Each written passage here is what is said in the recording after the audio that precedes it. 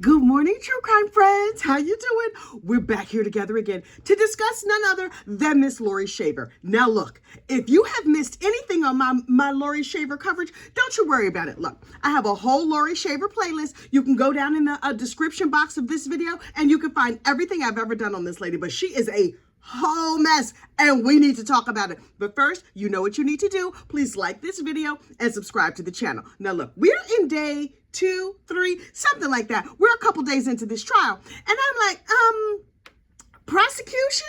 I'm sensing a theme. So far, most of the people that have come up to testify in this case, it's been the same story over and over. I'm going to break it down for you by describing one witness. But once I describe this one witness, you will get a sense of all the witnesses. So, friend, family member, co-worker, neighbor, of whatever, of Mike Shaver comes up and they're like, Mike was really wonderful. He was the most warm, sweet, wonderful person I've ever met in my whole entire life. And every single body loved him, which was great. You want everybody to love you.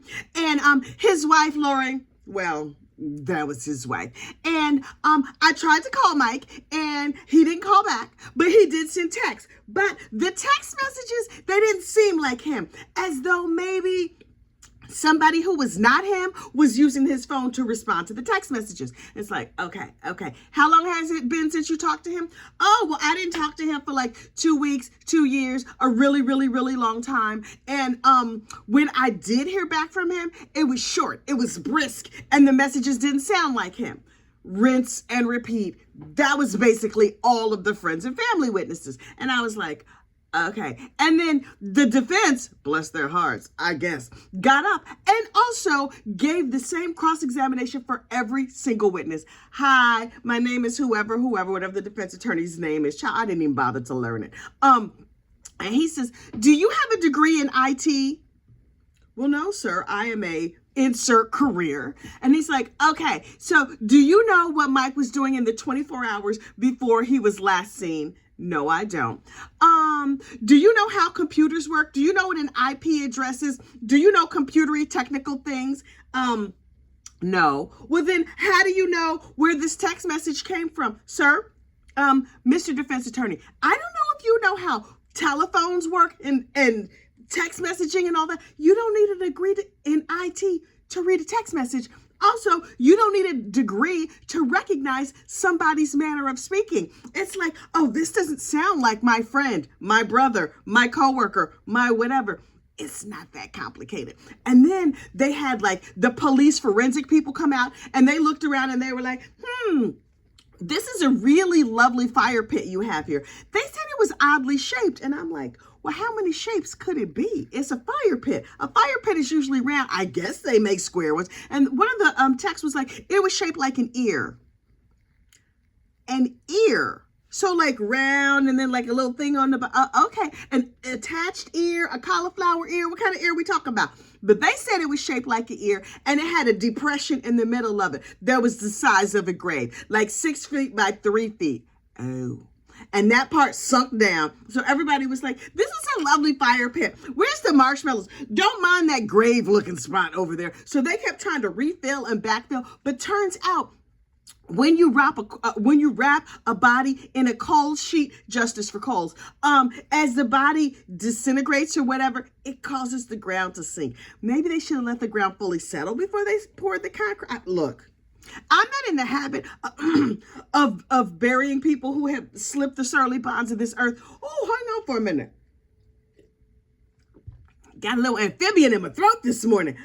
So I don't know how all that works, but it seems ill-advised. Also, in the concrete pad that they poured for the fire pit, Laurie and her new husband, Travis, put their initials in it. Oh, that's so cute. Like when you mark the grave of your previous husband in concrete. Okay, there is one teensy little factor that I left out in previous descriptions of Miss Laurie Shaver and her crimes. And that is that, yes, Laurie was dropping it low and spreading it wide and just giving it up out of both draw legs to every man in 5 counties. And her husband was just like, please, her first husband, the one who's no longer on this mortal coil, he was like, please stop giving all your kibbles and bits to everybody. And she's like, they are my kibbles and they are my bits and I will give them as I see fit.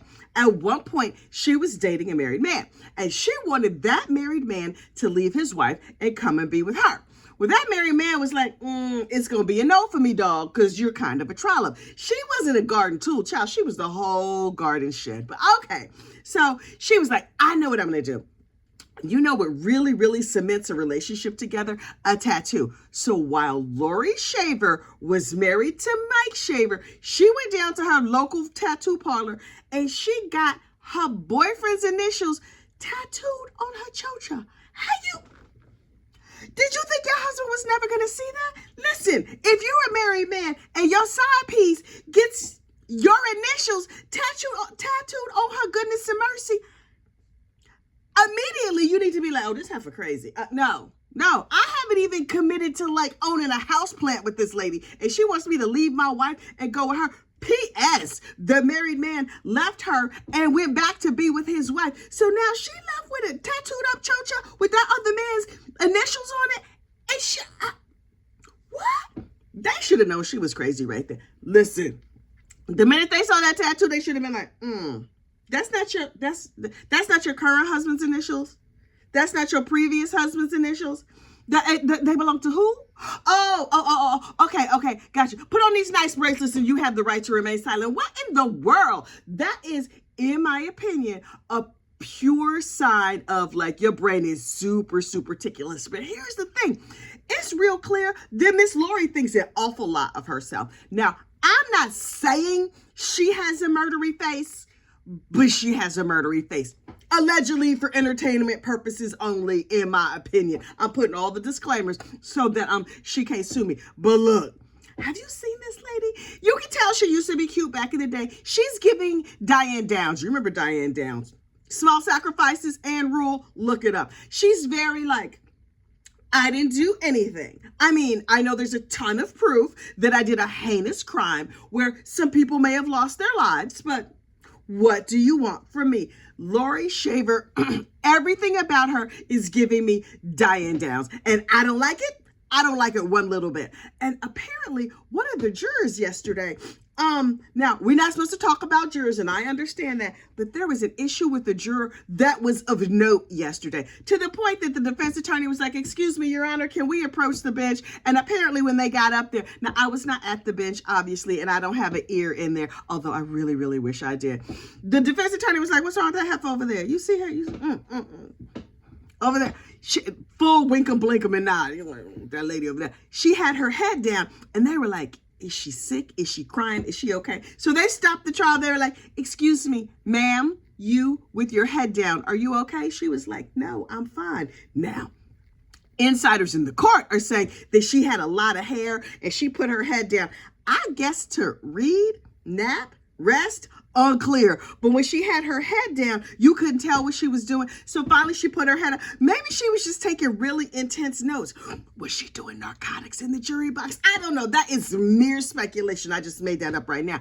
But she had some very suspicious behavior over there in the jury box. And everybody was like, I hope they chose her to be an alternate. Now look, over there in Florida where this is at, this is only a jury of 8 people. Apparently like 6 men and 3 women. Wait, 6 and 3 is 9. I don't know. It's more women than men. And honestly, women tend to judge one another harshly. So I suspect that Miss Laurie, she in trouble.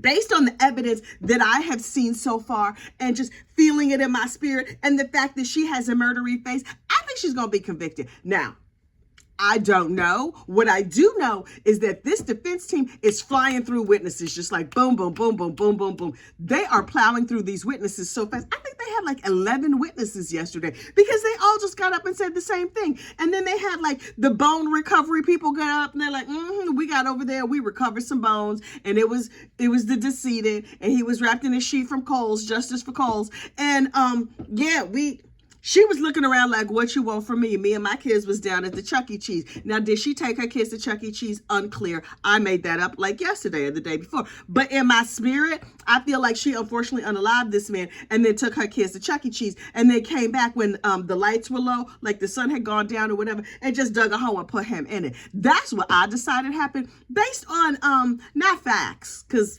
You know, we fact adjacent over here. We don't need facts like FACTS. FAX is just fine. Facts. Anyway, so this trial continues today. We're going to see what other shenanigans they get up to. I suspect it's just going to be more of the same. He didn't talk that much to his family. Then he disappeared and they found bones in the backyard. I rest my case. And then the defense is going to get up and be like, bones? We don't know how those bones got buried in the backyard. She did not report him missing. What you want from us? The state didn't prove her case. I honestly, listen, I'm supposed to host the live stream of this case on Friday over there at the 13th Juror, Miss Brandy Churchwell. Oh, I love me some Miss Brandy.